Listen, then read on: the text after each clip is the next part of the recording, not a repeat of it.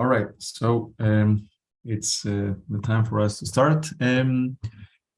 Welcome to what is going to be the last panel of our workshop series, Commodities in History, Theoretical Reflections and Empirical Case Studies. Let me remind you that this activity is funded by the Hellenic Foundation for Research and Innovation.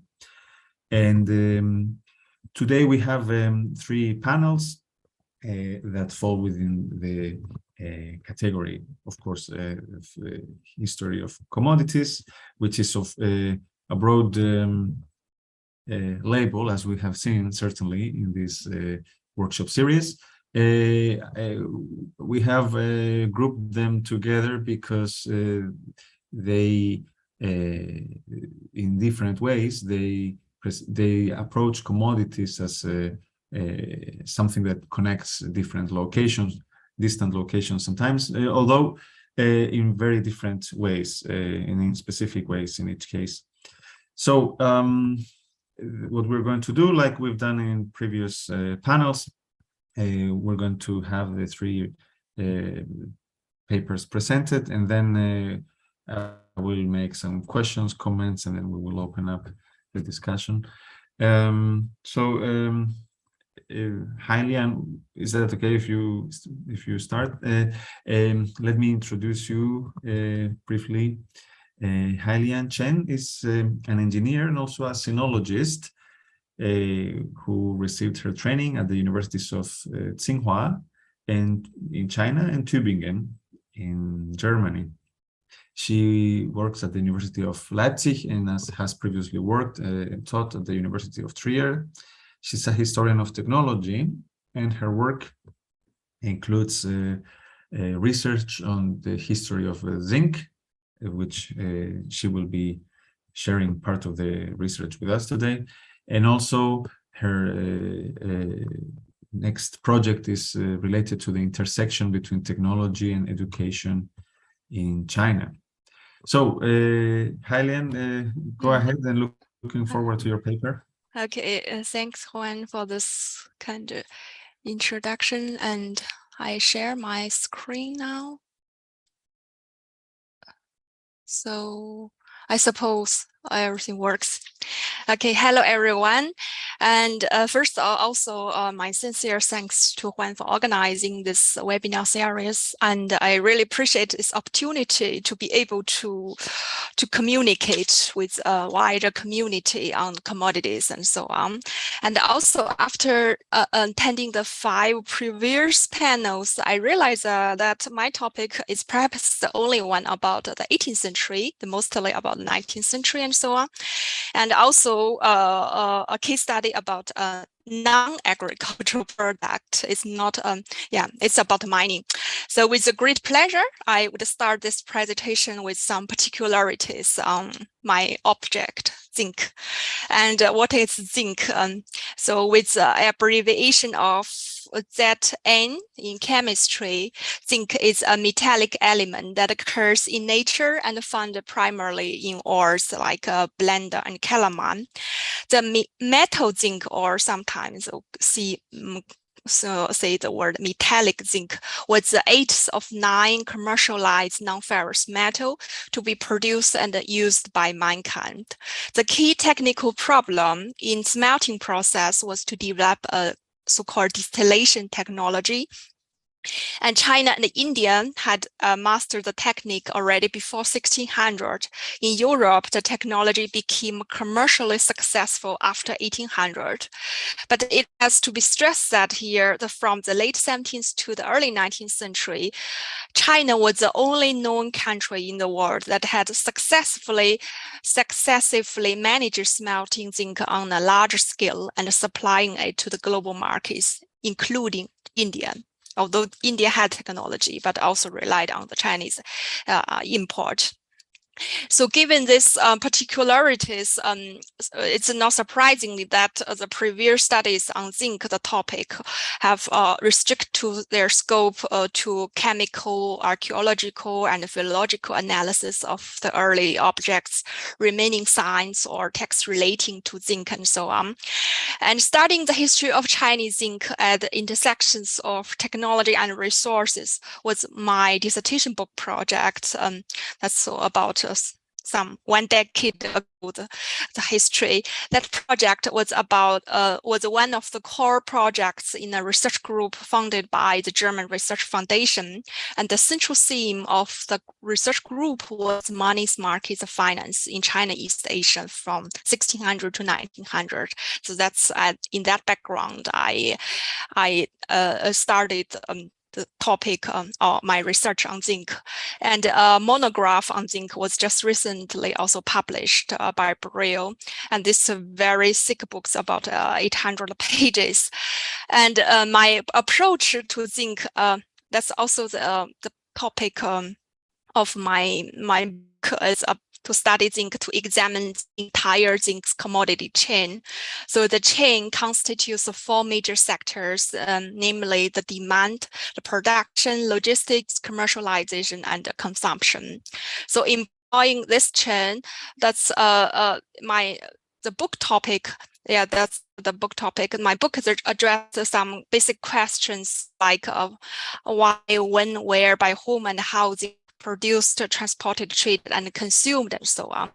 But in the following today, I certainly will not go through the details. I give you a condensed narrative of zinc's social life, and this paper or planned paper for this seminars established the interconnectedness between the local places and the global markets, between the Han Chinese migration into the southwest frontier and the thriving brass consumer culture in China and Europe, and to visualize a greater importance of the role of its commodity zinc in the early modern world.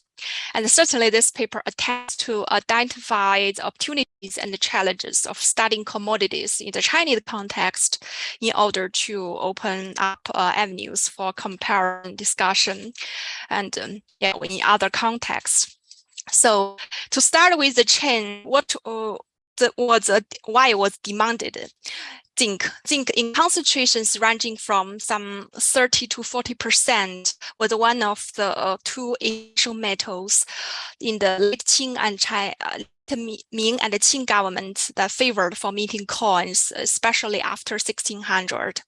In addition, zinc was also traded in the China's domestic markets, and also as ballast goods, zinc was exported to other countries of East Asia, Southeast and South Asia, and Europe until the early 19th centuries.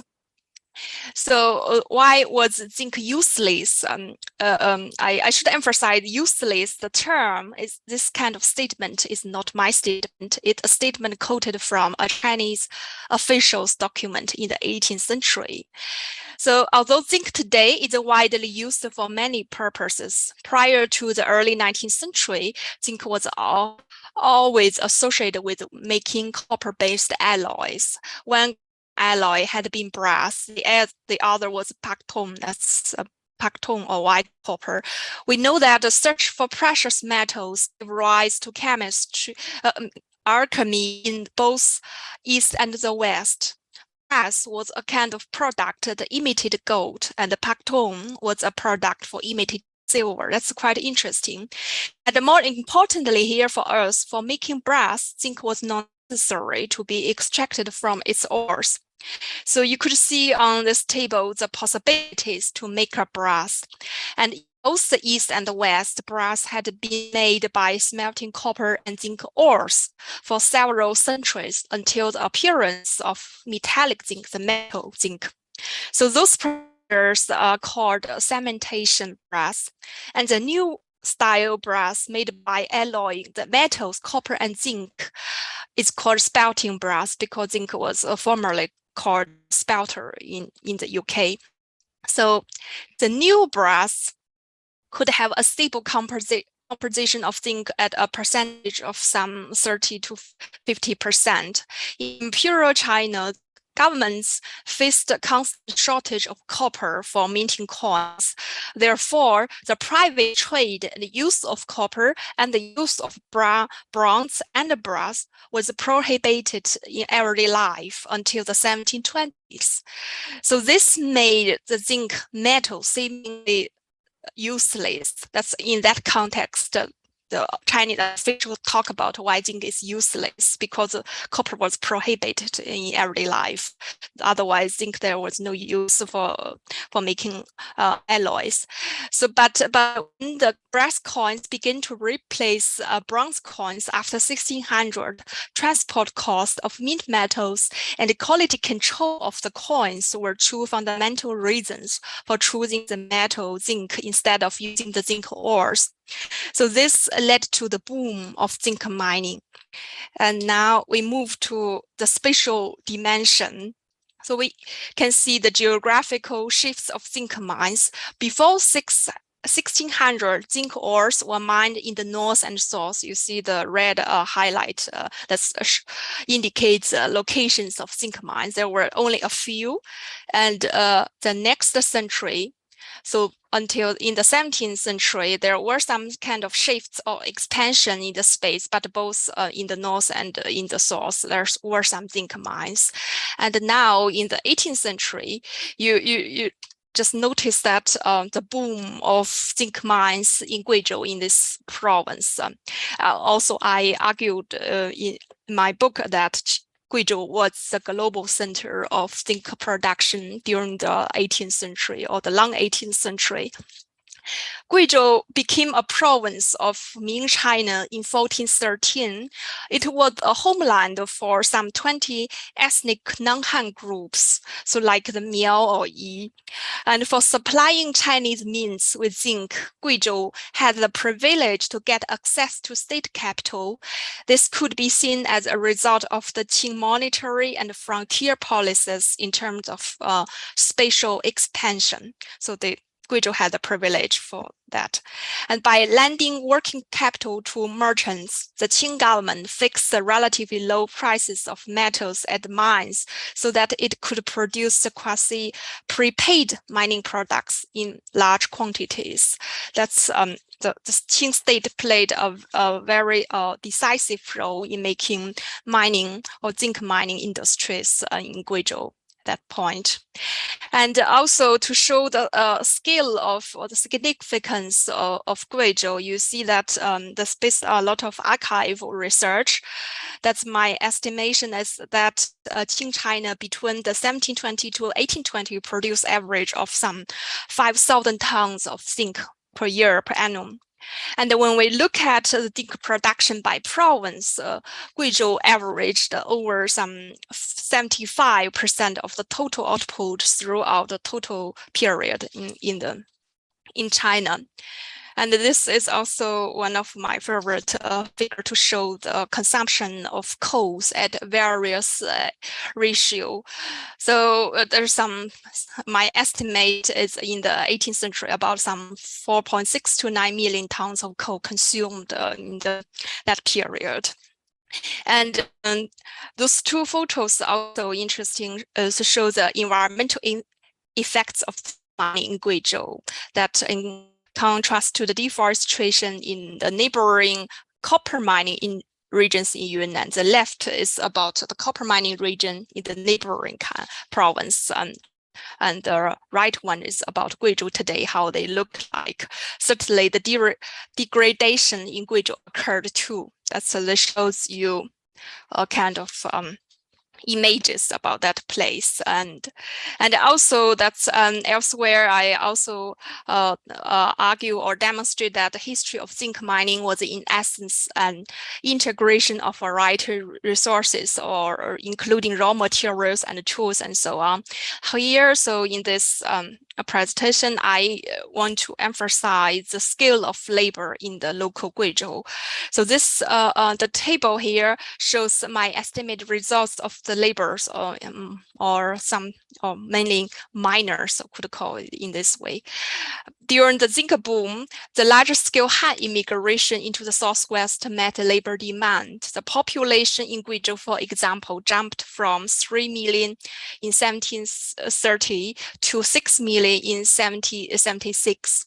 And in terms of ecological footprint, ghost acres, my estimate and calculation suggests that around 1750, about some 11,200 acres or nearly 5,000 ha of land supplied the grain food per year to the zinc mining center in Guizhou. And certainly the food came from outside of Guizhou, outside of the southwest, the mountainous regions. And when we zoom in on the micro level of the mining people, only a collective they, because if you find it in the document, it's always about them, about they image has often been depicted. And when we seek for the I or the we as miners, or this kind of voice of the mining communities, the sources always pose the greatest challenge for doing research, especially in the Chinese context. I do not know whether in other contexts are similar. I believe so. So in this respect, I investigated various legal cases that can show some new light on the marginal actors. I will not go to the details with this figure. This figure shows an example of a counterfeiting case in Guizhou that involved some 30 local persons at a kind of community. They're good kind of a testimony about their life in everyday and so on. So we could gain some insight into their mobility of the furnace artisans and miners from different regions and so on. Now we move further to the metals, get the metals out of the mines. So as shown in this pie, I have estimated that 50 to 60% of the annual production of zinc was consumed for minting coins. And the means, I just click here. Yeah, means often located in the provincial capital. So almost each province have one provincial mint located there, and the central mints at Beijing were the two largest consumer of zinc, and around 10 to 20% of the annual production of zinc was commercialized in the private domestic markets, and some 20 to 30% sold for export at Canton. Moreover, so to transport zinc out of the mountains was another challenge for both the Qing state and also the merchants. And this here, the map with some nice landscape that could show better how they look like, the regions and so on. So in general, from the mines to the mints in Beijing, it's over a distance of some 5,000 kilometers, as the red lines here shows, and the transport has to be fulfilled within the fixed duration of 6 months. Oh, this another image about that's in my field research in Guizhou, how they look like today in the former zinc mining regions and so on. And certainly transport was an issue. And now we move to the last session to the global markets about Chinese zinc in Europe. So Chinese zinc occasionally arrived in Europe in the early 17th century as ballast good in Portuguese ships traveling from Asia. The various names. That's quite interesting. You look at the Tutanag, like this spellings, or another name like a spelter. That's a name, English name used for zinc in the British literature, or the spelter. And so I don't know how it's used in Turkish or in Greek and so on. That's interesting, but I have not come to that point yet. So if you know some information. And so in essence, the nature of Chinese zinc was poorly understood for a long time in Europe. The metallurgists did not know which ore zinc could be extracted from until the 1740s. And the main appeal of zinc, or Chinese zinc, was that it could be used to bring a golden shine to metal, used in making toys, small articles such as the buttons and some less expensive kinds of jewelry. So by using tiny zinc, the European artisans also made new brass, as I just explained earlier. So there's different procedures. Also under the name like the Prince metal, the pinchback or pinchback, topback, or Mannheim gold, just like a Mannheim gold, this really shows the nature for imitating gold using this kind of new brass. It could be said as a kind of new taste. And the price of Chinese zinc at the European markets were certainly quite high, at least at the beginning. For example, there's some data about showing in the 1730s, the export price in the Chinese ports were rather low, some 20 to 40 pounds per ton. But when Chinese zinc arrived in British markets, there's one evidence shows that the price zinc was sold at some 260 pounds per ton, and it was lowered to some 40 or 48 pounds per ton in the next decade, which was also parallel to the Chinese zinc boom. So there's a correlation between the zinc price and so on. And also based on an initial survey, George Brian Souza suggests that European ships imported some 600 tons of zinc per year in the 1730s and over 2,400 tons per year in the late 18th century. And also, by the way, that's Professor Souza was one of my 2 PhD advisors. And so it's clear that zinc was in the kind of upward trend for export in the 18th century. And in terms of technology transfer, Chinese zinc had also an impact on stimulating European zinc industries. As this map shows that around 1800, several zinc industries in Europe were established. But how Chinese zinc was integrated into the global markets after 1800, that's another story waiting for the research, including in other contexts, the global commodity and global commodities.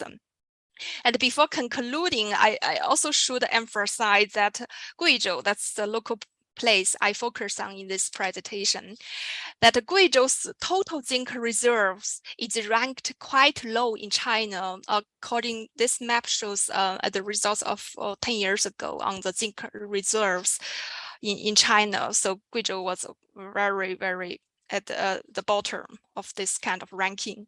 So the ongoing mining enterprise during the long 18th century, we could see that that mining enterprise almost exhausted Guizhou's zinc ores. And certainly environmental degradation in the former zinc mining region is a severe contemporary issue. And to conclude, I have 2 points to make. And the first point is about the role of zinc. So Chinese means demand for zinc turned a useless metal into one of the 2 key mint metals for casting brass coins. As a mint metal, zinc established Qing China's monetary system, stabilized Qing China's monetary system and economy in the global trade system. And the trade of Chinese zinc facilitated the popularization of a new brass consuming culture in the early modern world. The second point is zinc's commodity chain analysis visualize and establish a greater importance of the role of this metal for early modern China's economy and the global material culture.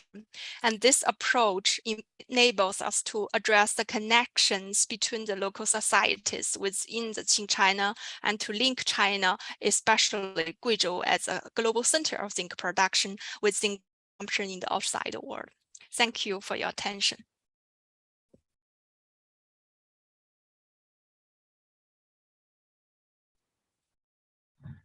I was muted. Thank you, Hailian, for your presentation. Let us all hold on to our questions and comments for after all the papers have been presented. Luciano, Maffi, are you there? Good. So let me introduce Professor Luciano Maffi for a second. Where am I? So he is a professor of economic history at the University of Parma in Italy. He has previously worked at a number of Italian universities, and his previous research has covered topics such as the history of banking, the history of wine and food in the Italian context. His co-author, Manuel Vaquero Piñeiro, is the one fellow countryman of mine in this workshop series. He is also from Spain.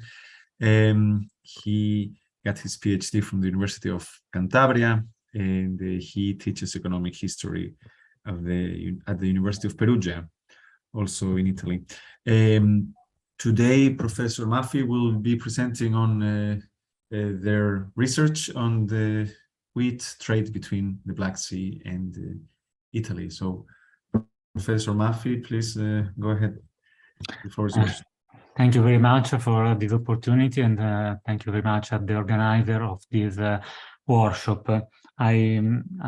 Professor Vaquero Piñeiro apologizes because this afternoon is in a meeting, department meeting, and for Professor Vaquero it's not possible to be here with us. In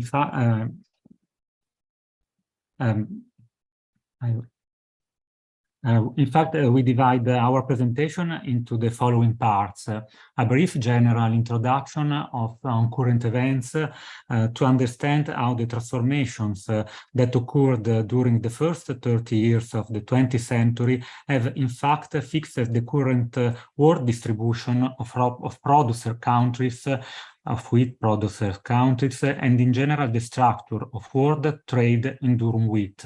And the second point, the Italian domestic production and the import of durum wheat, and at the end, the third, trade networks between Italy and the Black Sea ports. Nowadays, world production and consumption of durum wheat has a strongly regionalized structure. Durum wheat is the stuff of pasta, so there is a direct correlation between the durum wheat trade and the fact that Italy has become the leading pasta producing country. Without the production and trade of durum wheat, there would be not Italian-style pasta. Triticum turgidum or durum wheat accounts for about 5% of world's wheat production. At international level, durum wheat compared to soft wheat is considered a minor cereal, as it accounts for only 5–6% of the total wheat cultivated, with a production that in recent years exceeded 700 million tons. In fact, worldwide, this cereal variety accounts for a very small part of the market. Its cultivation, unlike soft wheat, which is grown practically everywhere, extends mainly in three basins, in three major areas. The Mediterranean basin, in the northern plains of the United States, in Canada, and in the desert areas between the southeast of the United States and northern Mexico. At present, these three main growing areas are joined by other less important areas: Russia, Kazakhstan, Australia, Indian Peninsula, and Argentina. Canada, in particular, is the largest producer of durum wheat in the world. The countries of the Mediterranean basin are not only important producers, but also major users of this durum wheat. Among the countries bordering the Mediterranean, Italy is the largest producer of durum wheat with about 4 million tons on average. Turkey and France followed Italy. The main importing countries, in fact, are Italy, where it is destined for the production of pasta, but also the countries of North Africa and the Arabian Peninsula for the production of semolina and also couscous and bulgur. In recent years, studies concerning the role of trade have multiplied, seen both as a factor in the integration of the planet's different economic areas and as a relevant aspect of the construction of the first great wave of economic globalization imposed by industrialization. In fact, for our research, we analyzed the sources of the historical statistics of Italy. But in fact, this type of research presents a lot of different problems, especially concerning the possibility to divide the production and the import, and also the import of the durum wheat with the soft wheat. In fact, not for every year there is. It is possible to divide clearly durum wheat with soft wheat. At the beginning of the 20th century, average Italian durum wheat production was this 930,000 tons, corresponding to about 23% of the entire national cereal crops. Italian durum wheat production capacity increased during the first 3 decades of the century. In fact, between 1931 and 1934, it exceeded 1.5 million tons. And this table presents the increase of this production in Italy. In the Italian territory, durum wheat, in fact, is a specific production in the southern Italy. In fact, the durum wheat is produced in only these provinces of Salerno, Lecce, and Potenza, as well in the 2 major islands, Italian islands, Sicily and Sardinia. Specifically with reference to these 2 regions, Sicily and Sardinia, durum wheat accounted for approximately 20% of total production of wheat.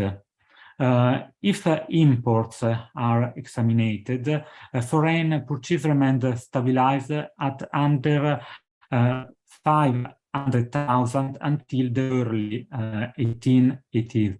When there was a sharp drop, reaching a low of this at the end, at the beginning of this period. But in fact, this map presents another period at the first decades of 20th century. Italian imports of durum and soft wheat during this period at the beginning of 20th century to 1933 show the evolution schematized in this table. The first element that emerged is how imports of durum wheat in the first decade of the 20th century exceeded in the 1907 or came very close to those of soft wheat. In contrast, starting from 1911, there was an acceleration of soft wheat imports, while durum wheat imports had much slower growth profile. And this table presents this diversification during this period, where it's possible to analyze these 2 different types of wheat. Another important aspect to highlight is the relationship between durum wheat production and imports.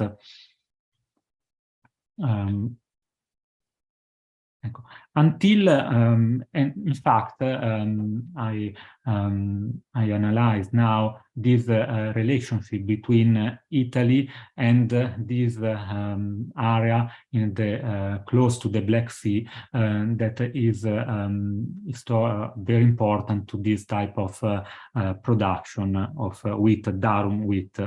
Until World War I, Russia played the indisputable role of the main supplier of durum wheat to Italy.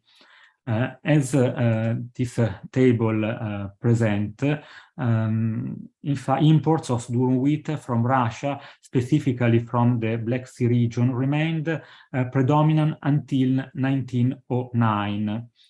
And from 1907 to 1913, imports from Russia increased a lot. Prior to the revolution in Russia, all seaports and river ports in the region, or the ports close to the Black Sea, had equipped themselves with silos and mechanical systems for moving and storing goods. And this other slide present, in fact, the imports of durum wheat in tons from these different countries. In fact, starting from the third decades of the 20th century, the durum wheat arrived in Italy, especially from North America, from Canada, and from United States. Now it's not possible for me to explain the different reasons for this phenomenon, but in the paper we explained with details, with different countries who arrived the durum wheat starting from this period, in particular from the Canada. And this map presents the durum wheat important to Italy in these decades. And the situation is very different from the end of the 19th and the first two decades of the 20th century. But now, I highlight this specific network between Italy and the Russian Black Sea ports. Starting the second half of the 18th century, political, commercial, and cultural relations between the Italian states, the whole Italian states pre-unification Italy, and the Russian Black Sea basin increased. Italian penetration into the Black Sea region is an interesting page in both the expansion of Italian surfing and the creation of a solid trade network. And in fact, these relations will started in the 18th century, as this slide described, and became increased in the 19th century, especially the relationship between the south part of Italy, the Kingdom of the Two Sicilies, but also the Republic of Genoa and the Republic of Venice.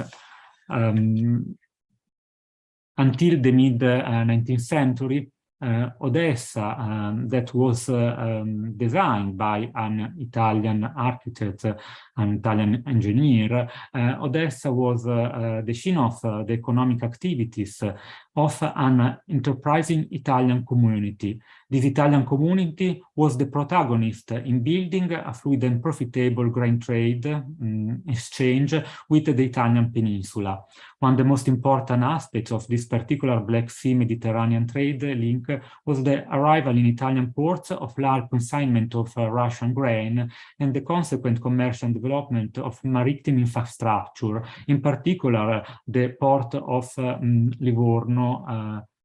In this moment I remember the name in English of Livorno, but it is an important port in the center of Italy, in Tuscany. The vast commercial exchange, in fact, is described in this part in the bottom of this slide, with the quantity of ships and the quantity of these serial exchanges. And in this, this is an image of Odessa. And in the mid of the 19th century, the Crimea War marked a more than a negative turning point by determining the almost immediate start of a rapid descent parabola. The Italian community, in fact, in a few years, decreased a lot, and also not only, the Italian community was replaced by a Greek and community and a very important Jewish community, and also companies. In fact, the trader and the middlemen from Genoa and from the Naples disappeared in this city.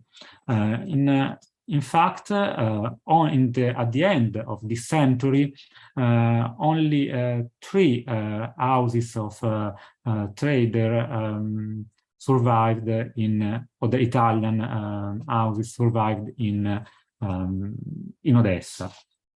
And these Atar brothers had this important mill in Odessa, and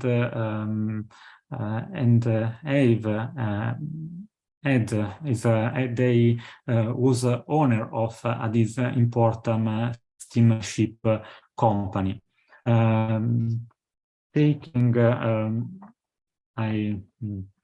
I go to the conclusion, and taking into account the volumes of wheat and economic turnover moving around the durum wheat needed to meet the domestic need of the Italian pasta industry.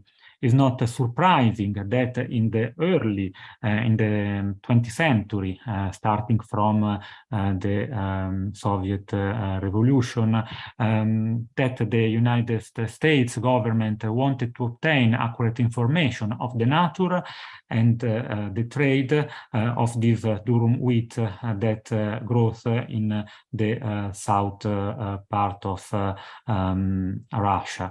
And in conclusion, the present structure of the world market of durum wheat was formed in the first decade of 20th century, when Russia chooses to be leading wheat exporting power, and the center of production moved to this area close to the Black Sea, to Canada and the United States.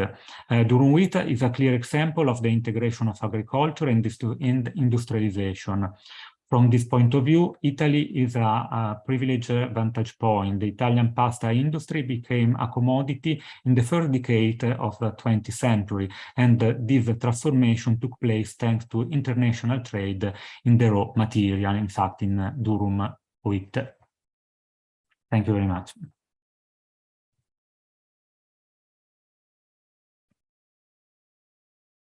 Just a minute. Yeah, thank you, Luciano, for your presentations, and let us now move on to the third paper before we start our exchange. Atar David, hello. Let me introduce Atar briefly. Atar David is a student of history is a doctoral candidate of history at the University of Texas at Austin, and he has degrees from Ben Gurion University of the Negev in Israel, and he is a historian of food and commodities. His previous work was on the supply of food in interwar Egypt, and today he will be sharing with us some of his research on dates in the Middle East and in the Americas. So, Atar, welcome. Go ahead. The floor is yours. All right. Thank you so much, Juan. Can you all hear me? All right. I'm trying new airports Yes, here. it's all good. We can hear you. All right. Thank you. Let me see if I can share my screen here. So first of all, thank you, Juan, for organizing the workshop and for all the wonderful papers that were presented throughout it. I want to apologize. I was traveling in the last month and a half for research, so I missed a few of the meetings, but the ones I participated in were very thought-provoking and inspiring. So thank you all. Other than reiterating the findings and facts from my paper today, I thought I'll use my time to share the part of my process and some thoughts. And I'm curious to hear from you what you have to say about my project. And so my project these days traces the global circulation of date palm commodities and related agronomic knowledge from the late 19th to the mid 20th century. And I began the project because I had a personal connection to these trees. In my early 20s, I worked in a date grove for 2 years, and apparently I was blabbering too much about it. And so my dissertation advisor suggested to look at date palms as a subject, general subject for my project. And so as I started reading about date palms and their cultivation, I soon realized that there are these days 2 main date cultivation centers. Let's see. All right. So one of them is around the North Africa, Egypt, Palestine, Israel, and right here in the Arabian Peninsula and around the Arab Gulf. And then the second one is in the American Southwest. As we can see from the map here, these 2 regions are at the outskirts of 2 of the 5 global Mediterranean climatic zones. And so my first thought was, well, dates are cultivated there because the climate fits perfectly to their needs. But then with time, as I read more about dates, I realized that these regions, the Middle East and the American Southwest, were connected in global networks of capital, knowledge, and politics that both shape the way dates are cultivated and traded and consumed, but these actual networks were shaped by the cultivation and trade and consumption of date. And so the paper I wrote for our workshop is an attempt to point at some of these networks and to address one of the key questions of my work, which is what makes a commodity a global commodity. Where's the pointer? Now, when we think about modern commodities like oil, sugar, and zinc and wheat, we almost always take their global life for granted, right? We look at their social life, at their cultural life. But we tend to take the fact that they're circulated globally almost for granted, but this was not always the case. All of these commodities had to become global at some point.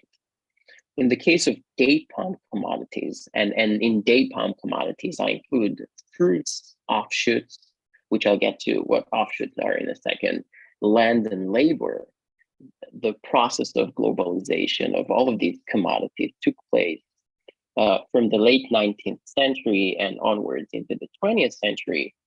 And it happened on the junction of 3 major forces in nature, empire, and agriculture. Today, I'll only talk about one type of date palm commodities, about date trees, and use them to raise some questions about how we should think about our commodities and how we should talk about them and maybe try and dig deeper into the question of their global life. But before I jump into these forces, I just want to make sure that we all know what a date palm looks like. So this is a date palm, right? We have the canopy up here. The fruits are hanged on these bunches right here. And there are 2 important facts to remember about dates. as we go into the top one is that date trees can be either male or female, right? So the male tree produces the pollen, which then pollinates the female tree, and the female tree produces the fruits. And then the second one is that date trees are able to produce what we call offshoots, these tiny trees that grows at the base of the tree, and they are genetically identical to the tree from which they are grown. So remember these two facts as we go in. And let's start talking about the first force that I think pushed dates into being a global commodity, and this is nature. So our commodities are cultivated, harvested, packed, traded, and mined at some cases by people, right? So why then should we even think about nature as an important part of the globalization process? My answer is that nature helped us identify the locations for the globalization of commodities, and it helps us to think about how the thing itself, how the very structure and ecology and biology of the things that we're interested in impact larger historical trends. So just like Luciano mentioned in the case of Durum wheat, ecology matters, right? Climatic baseline sets the scene for our stories. The story of Durum wheat takes place in very specific places, and the story of date takes place in other places with very specific climate. But ecology matters, and biology matters as well, right? I'm sorry, can you all hear me all right? Because I can see, I think my internet is not very... Yes, a couple minutes ago we lost you for 2 sentences, but we can hear you now. That I think it's all right. Right. So I was talking about how ecology matters, and then biology matters as well. One of the examples I like using is about propagation. So if you want to start a date grove, you can use the seeds from the fruit itself, but this is a bad idea. If you plant a date seed in the ground, first of all, there's a 50% chance that you'll get a male tree and not a female tree. Males are, just like in humans, with date, male are useless. You can't produce anything with them. They only produce pollen and not the fruits. And then even if you have a female tree from the seed, the tree won't be identical to the mother tree. And then if you base your growth on seeds, you can't guarantee the important things for agriculture these days: uniformity, continuity, and predictability with the final product, with the fruits. And so what you have to do is cut down the offshoots from the base of the tree, transport them to wherever you want to start your grove at, and then plant them again. Because remember, these offshoots are genetically identical to the mother tree. And therefore you can guarantee continuity and predictability. I want to show a clip of 2 minutes from an educational film that was produced by the Ford company back in 1920s, just so we can all see what the process of using these offshoots look like. Let's see. It's just 2 minutes.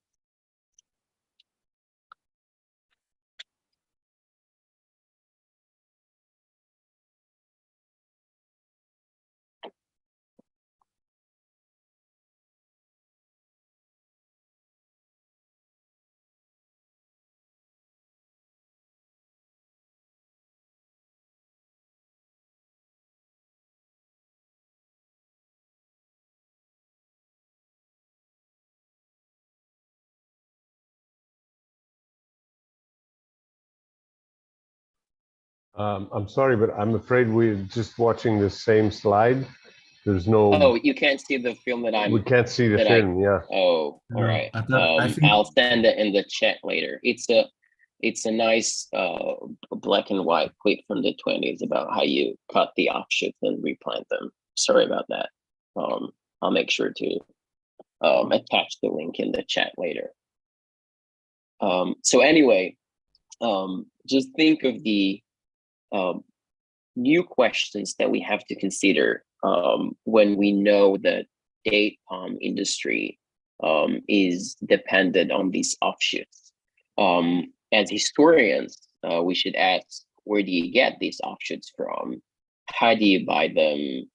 What are the cost of them? How do you transport them? How do you know the best treatment after you plant them? How do you organize labor around these operations? And so I think nature and considering ecology and biology really shapes the type of questions that we should ask ourselves with regard to our commodities. But why would people want to cultivate dates for commercial purposes, other than the fact that they are delicious, obviously? This is the part where we get to empire. So by the late 19th century, both the Ottoman Empire and the American Empire became interested in date cultivation. And this is because dates provided a way out of an imperial vertigo that hit both these empires. Once both empires stopped expanding, they had to find new ways to extract value from existing land. What resulted in both these empires were eco-political projects on their respective frontiers. And by eco-political projects, I mean political reorganization of the empire and its space and its institutions that was achieved by an ecological reconfiguration of the territories and landscape on the frontier, in this case by expanding date cultivation. So for the Ottoman Empire, people obviously cultivated dates around the Ottoman Empire for hundreds of years, but these people consumed dates for themselves or sold them to nearby communities. They were not traded globally. But by the mid-19th century, the empire went through a series of reforms known as the Tanzimat that were meant to, among else, modernize the empire and its institutions. And one of the things that Ottoman reformers wanted to achieve was, again, new ways of extracting value from the ground. So with regards to date cultivation in the Ottoman Empire, when Ottoman officials thought about how to extract more value from cultivation more generally and from date cultivation specifically, they implemented changes to land tax systems so people would want to cultivate more dates. They changed the way tax is being collected and improved the state's ability to do so. They created new trade routes and improved old ones, and that includes both trade with eastwards to India and southwards to westwards to Europe and the US. And the result was an increase of cultivated lands throughout the empire, and more specifically in southern Iraq, which is the example I used in the paper. Now, the American Empire faced similar problems in the Southwest, but they lacked the solution. Dates were not cultivated in the US prior to the late 19th century. And then what allowed Americans to even imagine their way out of their imperial problem using dates, think about dates as a way to utilize land and rebuild societies in the Southwest, was the globalization of agriculture by the late 19th century. And so agriculture sort of completes the puzzle of how my specific commodity became global. By the time dates became central to imperial eco-political projects, both in Iraq and American Southwest, agriculture, both as a science, but also as a practice, became a global enterprise. What I mean by that is that while the act of cultivating something takes place in a very specific place, in a field, in a grove, or on pasture, it leans on global networks of capital, knowledge, and people. And again, let's talk about date offshoots. So to boost the date groves in the American Southwest, both the US federal government and private people bought offshoots from various places across the Middle East. Then they had to import them to Arizona, which was the American center of date cultivation before it moved to California after the First World War. Then these offshoots were replanted there, and then they were cultivated there. And again, let's consider the global aspect of this project. So it required vision. When American date boosters first thought of dates as a possible solution, they based their scientific reasoning on Western agronomic knowledge about dates. This globalization requires money. The enterprise was funded mainly by the United States Department of Agriculture. First by hiring local agents to buy these offshoots across the Middle East, and then by sending people there. It requires people who were willing to go to the Middle East to get these offshoots, and people in the US who were knowledgeable enough to cultivate the offshoots once they arrived to the US. It requires obviously technology, right? Without steam, telegraph, and trains, none of these efforts would bear any fruits, not to mention irrigation infrastructure, both in southern Iraq and in the American Southwest. It required knowledge about how to cultivate things and how to irrigate plots on arid places. It requires fertilizers from South America, and it requires centralized federal effort to move these offshoots within the US. So again, I think once we realize that our commodities, even if they are produced in a very specific location, they depend on these vast networks of global both commodities and people, and also ideas. I think it opens a path to a whole array of questions about how to talk and think about them. And so in conclusion, when we consider the cultural life of our commodities, we should not take their globalization and their global life lightly. The various people, objects, politics, and ecologies that are involved in and are shaping the process of globalization can tell us a lot about our commodities and their various histories. Thank you very much. And I'll attach the link to the film in the chat. Sorry about that. Thank you, Atar. Yes, please feel free to share the link on the chat. Oh, wait, let me open this.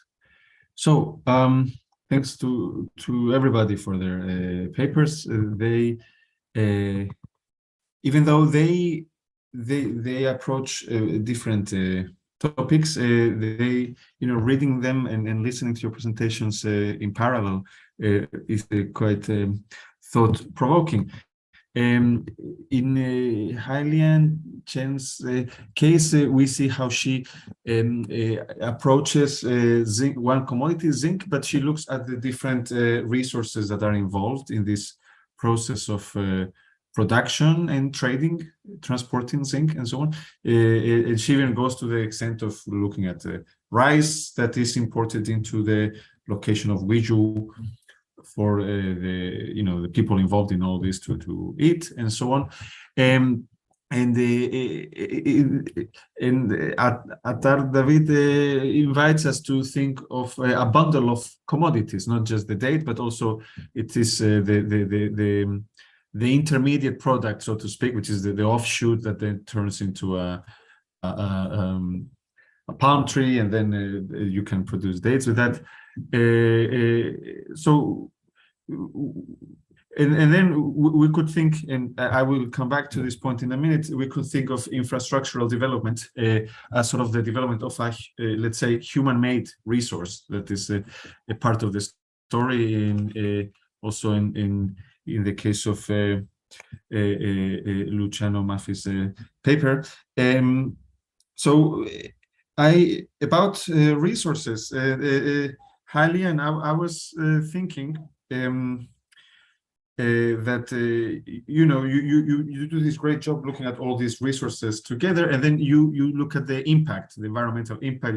We see resources being consumed, right? The environment changes. The stock of zinc ore is depleted in Guizhou and so on.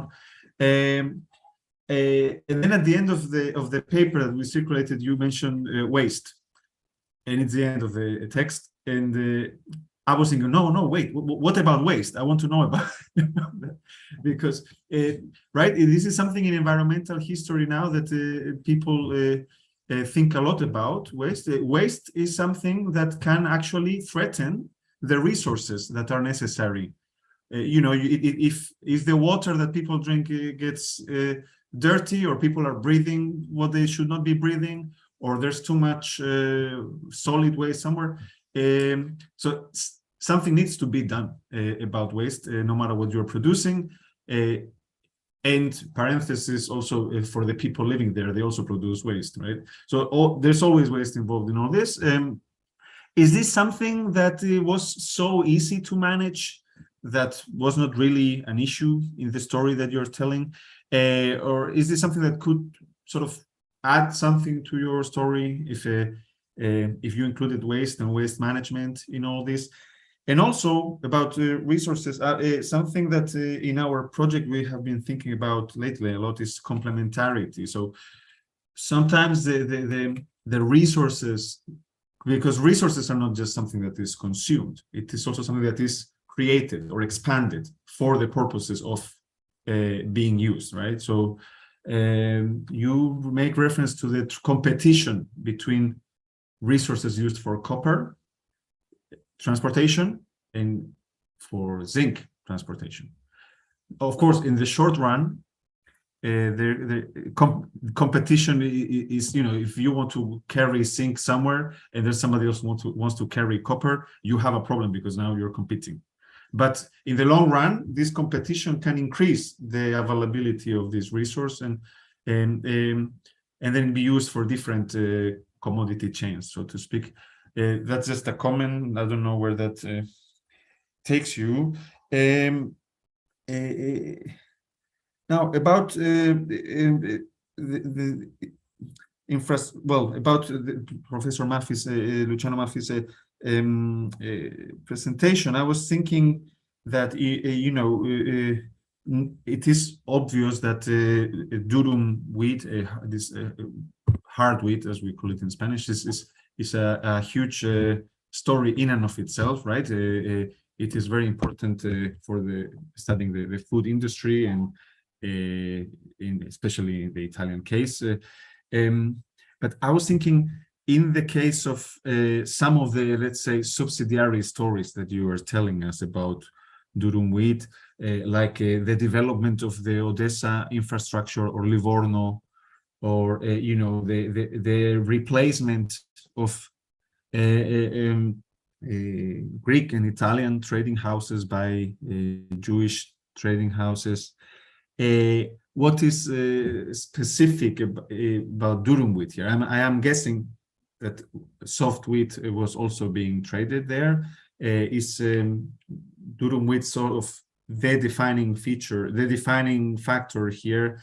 And also, I was wondering, we have a growing literature on wheat in fascist Italy, as you mentioned, and about the Battaglia del Grano under Mussolini. And I was wondering, what can, you know, how much of this policy, all these policies, autarkist policies and productivist policies in Italy, what do we learn once we put this distinction, durum wheat, soft wheat, in the equation, other than, you know, there are different trade routes because it grows in certain parts of the world and not others. And then for my question for Atar, it seems that well, your paper is greatly influenced by the commodity frontiers approach. one of the questions that you're interested in is how, I mean, what drives the expansion of the production of this commodity, the dates and subsidiary commodities. You tell us the story about the Ottoman Empire and the story about the United States. It looks like in the case of on the Ottoman side, the explanation is somewhat more structural than in the case of the United States. In the case of the United States, you have a handful, you have some people that are, there are agronomists. They go, and some people who go to the Middle East, and they bring the offshoots and so on. And in the Ottoman case, we have, land tax reform, increased demand. There seem to be more structural drivers. You do reference Midat Pasha, of course, but at some point he's also more interested in other commodities rather than dates. Now, my question to you is, were these cases sort of, was one case more structural and the other one was more agency or consciously driven, or is it something that you are limited by your sources in some way, that they take you there in a way, the sources? And also, Atar, I wanted to ask you, you referenced this famous article by Beckert and others. I don't remember the names of the others. When they said the framework of the reference of the commodity frontiers. Chronologically, your study falls within what they call the industrial regime. A concrete, where they say it's 1850 to 1970. They point at concrete, well-defined property of land being part of this commodity regime. Labor exploitation through economic relations, that is debt and contracts rather than slavery, and so on. And the agricultural sciences increasing productivity. Do you think both your stories fit into this paradigm? Or do you think that looking at the Ottoman side or the American side is kind of taking us somewhere else with this model or this paradigm, let's say? So that's what I wanted to say. So maybe you guys can take it from there before we open up the discussion. So Hailian, please go ahead. Okay, thank you very much, Juan, for this also very important questions. Also, the first relate to the waste, right? Yeah, that's actually it's a kind of unfinished topic for myself for the research on zinc on Guizhou. I ended up in the early 19th century. See, most of the case of my mentation, from that perspective, the waste was not a problem in the 18th century. So the pollution, whatever, there was some kind of complaints about the pollution of water to their farmland and so on. But this is not the major focus. The major focus is still from the state perspective, is to get the metals, to get the supply, to supply for the means and so on. So for the waste, it became an issue in the late, I could say, in the late 20th century. Until the 1980s or the 1990s, some archaeologists had even had the luck, the fortunate, they could visit some smelters, the traditional zinc smelters in Guizhou and so on. They saw they make videos or whatever. They made a lot of investigations on this kind of traditional village for the zinc production. So from there, they began to focus on the poisoners, like the heavy metal of the mercury and lead in the river and in their soil and so on. They became a topic from there onwards. So it a continue maybe a research also for my future would be a topic like talk about the scale of pollution or the waste kind of 18th century legacy on the contemporary period on that region. So that's in that connection. So your point is very important. The second point you mentioned about the infrastructure of transportation, like to transport the other metal, copper from the neighboring provinces still in the southwest. So this both were huge kind of task, or they should overcome the difficulties to get the metal out of the mountains, cross the rivers, and so on. So yes, that's true that there are competitions over the draft animals and the horse or emus and whatever, and even to hire the laborers. Mostly they use the cattle or mules to transport the metals in the mountains and so on. But for the infrastructure, it took, I would say, in the long 18th century, they made efforts for to improve the road and even the river dredging projects and so on, but all mostly failed. So they could not really improve more. This situation lasted in the 20th century, when the nationalists and the geologists or the engineers, the modern engineers, they want to make a railway to improve the infrastructure of that region. So this quite impressive of this historical problem to be solved. So that's somehow, yeah, they both realized there was a problem they could not change, and it's something like a tragedy in this way, but they managed it. That's the miracle from this part of story. Yeah, I stop here. Thank you. Thank you, Hailian. Luciano, please, you can take it from there. Thank you very much for your question. And in fact, in this period with Professor Vaquero Piñeiro, we stayed at the Central Archivio Centrale dello Stato in Rome, and the Central Archive in Rome, to look at different type of sources, not only the statistic sources concerning wheat and the other commodities, but also we could try to find a different type of figures, different type of activities and workers concerning this type of trade. Especially, we are interested to study the bankers, the private bankers, and also the merchant banker, and the traders and the middlemen, because we noted that the merchant bankers, but also the middlemen, was very important to the vision,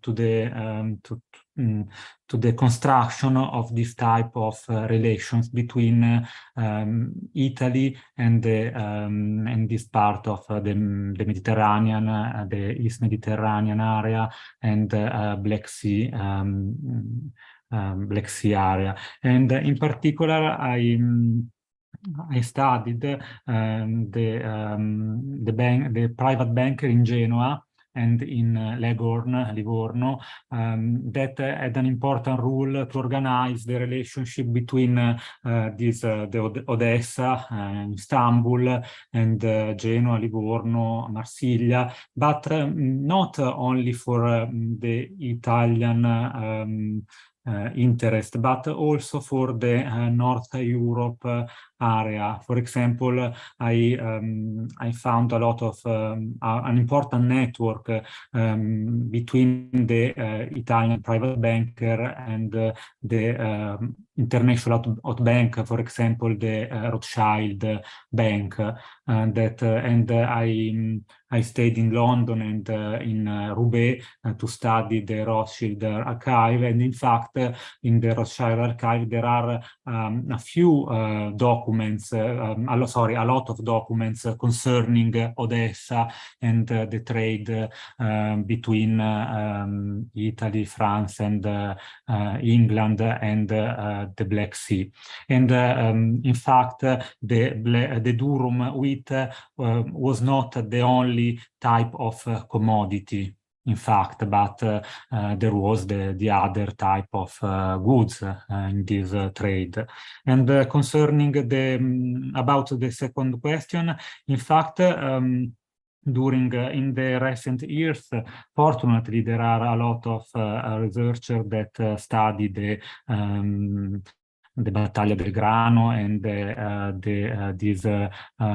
period of fascism in Italy.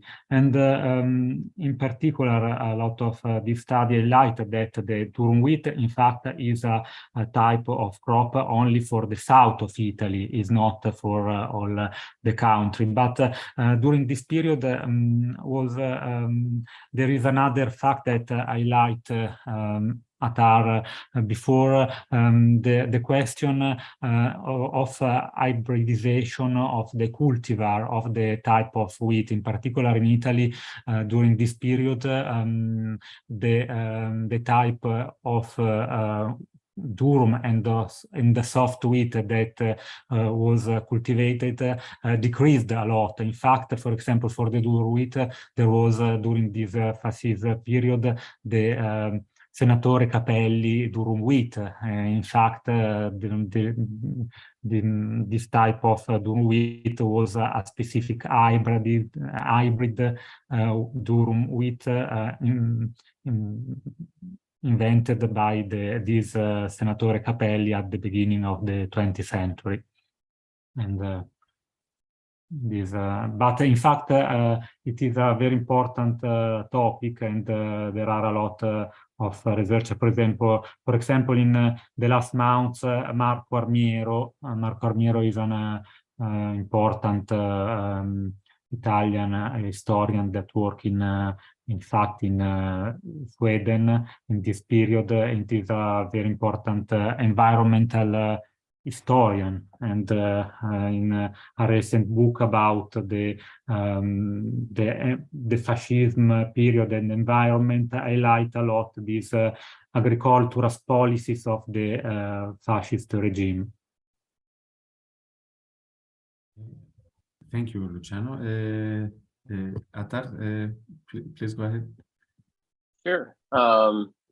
Thank you for both questions. For the first one, you mentioned the sort of a methodological gap between the Ottoman case and the American case. I think I have two possible solutions. Obviously, I am limited by my sources. I can't go to Iraq to gather sources, and I can't read Ottoman Turkish, and so finding the personal narrative in the Ottoman case is a bit more complex to me. And in the American case, it's very easy. Everything is documented. Everything is out there. I got a lot of my sources. I didn't even have to go to places like Arizona. I contacted the library and they sent me all the documents I needed. So that was very convenient. But again, there is a second explanation. In the Ottoman case, so both processes are very similar. What the Ottomans are doing and what the Americans are doing is, at the very basic, both cultivate dates for commercial purposes, right? But with the Ottomans, they have history of date cultivation in their territories. And what they needed to do is adaptation of that agriculture enterprise from cultivation that focuses on regional trade networks to cultivation that should supply foreign wants. So that was an adaptation. And in the American case, it was a creation of an entirely new industry. And I think when you consider adaptation versus creation, I think that with creation, the personnel who are involved are their intake can be a bit more meaningful. I'm not sure. It's a good answer. But I have a third explanation that can also answer your second question. And you've mentioned Beckett's essay, and you asked whether the model that they proposed. I'm not sure. I haven't really thought about it. I use the Beckett essay more of as a theoretical or conceptual hook to lean on. But I think what the American and the Ottoman cases allow us to see is that processes like agriculture, like globalization, like capitalism or cultivation are meaningful regardless of the scale, right? So whether you talk about millions of trees in southern Iraq, or really these individual offshoots that find their way to the American Southwest in late 19th century, both these scales are, I think, as equally important if we want to understand the major or the grander trend of globalization. And I hope it'll be more clear in my grander project. What I do is I have a chapter for each of what I call the family of commodities. So I have a chapter about the fruit, a chapter about the offshoot, a chapter about the ideas. And I think there you can see that these scales are not they're not contradictory, but they are complementary. Both contribute to the spread of date cultivation in various places. I hope that was an eloquent enough of an answer. Yeah, it was great, Atar, thank you. So let us now open up the discussion also to the presenters themselves, if they want to talk to each other about anything. Nikos Megapanos, please go ahead. Yes, hello to everyone, and thank you for very interesting presentations. I have one question for each of the presenters. First to Hailian. It is very interesting. My PhD is about the commerce of a Greek port in the Western Greece towards Western Europe. So I often find very useful information in the networks of commerce that bring all the things to be traded into the port. So my question to you is, you mentioned mules and all that in that very long communication line between Guizhou and Beijing that there were obviously was it in the form of caravans, or did they use parts of rivers to sail through? Was it mixed? And also, was that dedicated only to zinc commerce, or did with the zinc they carry other things back and forth? It's a very common 18th century topic in the Balkans. We have a big caravan land route between the Ottoman Empire and Austria and the empire there, and so we study that a lot. So I'm interested to see if there are analogies in China about that. For Professor Maffi's, you are probably very aware that Greek shipping was born out of the Black Sea and our success story. My question is, did you have some sort of equivalent shipping community grow out of that commerce between Russia and Italy? And in parallel also, what happened to the Greek shipping community is that after the revolution, they had no access to Russian grain, so the shipping routes changed and went out in the Atlantic. So do we see a similar pattern in Italian shipping, if there is any that happened there? And finally, to Atar is, I think you have a nice insight into the production part of the dates.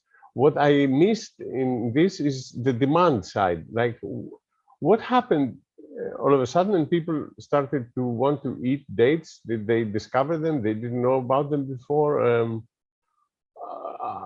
You know, there is a supply side and then there's a demand side. And if they don't match, it's useless. You can produce a lot of dates if nobody wants to buy. So how does that, I mean, are you looking into that? Or I think it would be interesting to see the mix of the two, like the market shaping. And is there like a universal price for that? Is there like a market, international market for dates that sets the price today or back then? Thank you. Thank you, Nico. So maybe we can go in the same order as Nico's questions. So Hailian, please go ahead. Okay, thank you very much for this question. And yes, that's it's very important about the infrastructure, how they use the route in the for copper and zinc, because they both from the southwest. They use some overland transport route. Those routes were also used for bringing in the so-called the salt or the rice and so on. So there's some kind of exchange with other commodities, if they not only for the metals. And then the metals were located or shipped or transported overland to Sichuan or Chongqing today, where there's access to the Yangtze River for shipping. So from there on, the metals would be landed on boats. And from there on, it's always on the water. So it's from the Sichuan along the Yangtze River, so go to Wuhan, Hankou. Normally there's a hub for the redistribution to the provincial side, provincial means, and go further, and they enter in the Jiangsu, go to the Grand Canal. So that's the Grand Canal, the famous canal, go to Beijing directly. So this a very long process about management. And actually my PhD project started with building a transportation database for meat metals. We manage it in Tübingen for several years. It's about how they report the officials along the ways where may delay because of weather or because they have some shipwreck and so on. That's a huge project, but somehow there should be some continued research on that. And only for maybe for the reference of information is one colleague, Nanny Kim, wrote a book on mountain rivers and mountain roads. She talked about the transportation in the Southwest, in particular, in the Southwest, and maybe could have a look at that if you're interested in compare China with other regions. Yeah, thank you. Thank you. Thank you, Hailian. Thank you, Nikos, for your question. In fact, the situation that described Nikos is very similar. The Greek situation is very similar to the Italian situation in this type of activities, in this type of trade. In fact, after the Soviet revolution, the situation changed very quickly.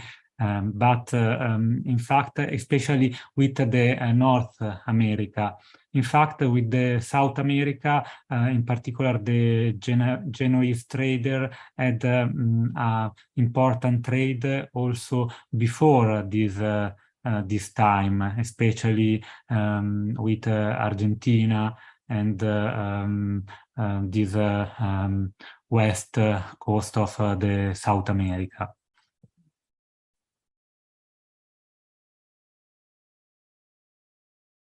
Thank you. Well, Nikos, thanks for the question. I have a simple, but I'm afraid kind of a disappointing answer. I don't know about the demand side yet. So imports of dates into, say, the US increased throughout the late 19th and into the 20th century. And they increase in such a rate that I assume that demand increased, as well. But I don't have a very good answer for the demand side. I'm working on that. It's on my to-do list, but it's way down the road, I'm afraid. Thank you. Thank you, Atar. And let's see if anybody else wants to. Yes. Oh, Atar. Yeah. I'm sorry. Is that okay? Can I? Hailian, I had a question for you.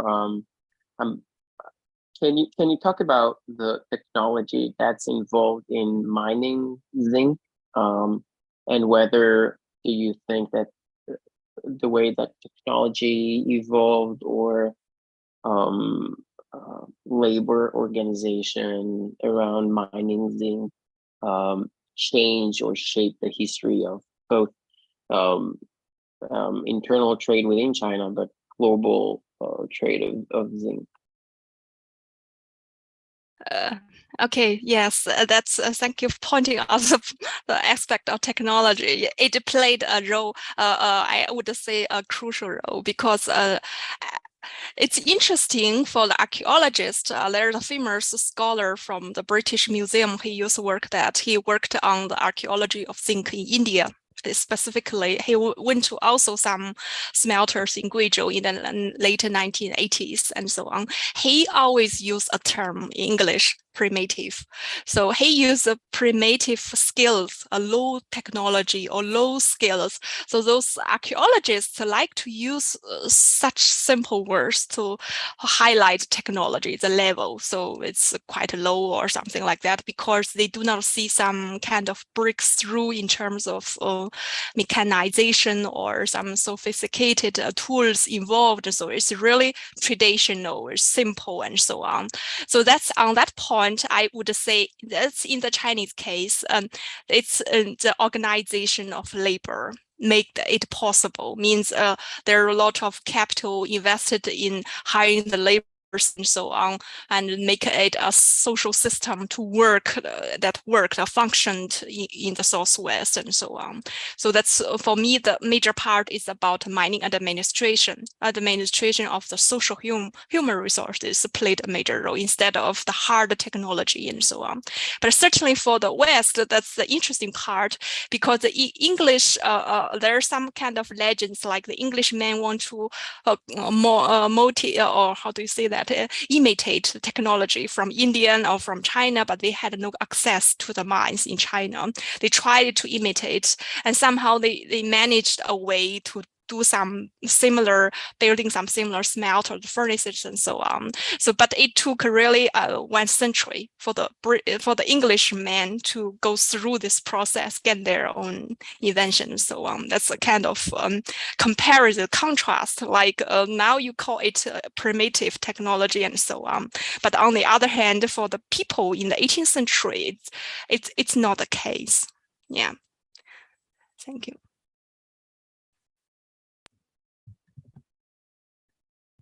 Thanks. And I'm sorry, when I had another question for Luciano. Go ahead, of course. Maybe I'm touching a sensitive point here, but you mentioned that the pasta is made, so durum wheat is used to produce pasta, right? Why can't you produce pasta from what you called soft wheat? I mean, what's the... No, for the quantity of, I don't know in English, gluten, gluten. Yes, Yeah. for the quantity of this substance in this type of durum wheat, because this substance is necessary for the taste of the pasta. Also for the texture, I think it's what the gets texture. hard. The texture. When you bake it, it gets hard. The gluten. So it's used also for the crust of the bread to be hard, and for pasta, it's all hard, right? So yes. So you can't bake bread out of durum wheat, or it won't be as good as soft wheat, and you can't use the soft wheat to produce the pasta, right? Yeah. Right. But in fact, in Italy, maybe in the pasta is was produced in the past, in the modern period, but in fact is a fashionable issue starting from the 20th century. In fact, this type of pasta, not homemade pasta, but pasta from the big companies like Barilla or the Czech or other.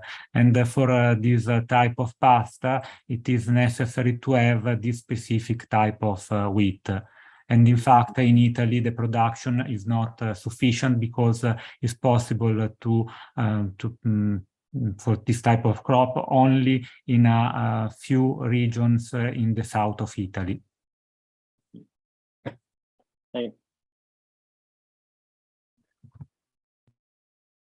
Thank you, Luciano.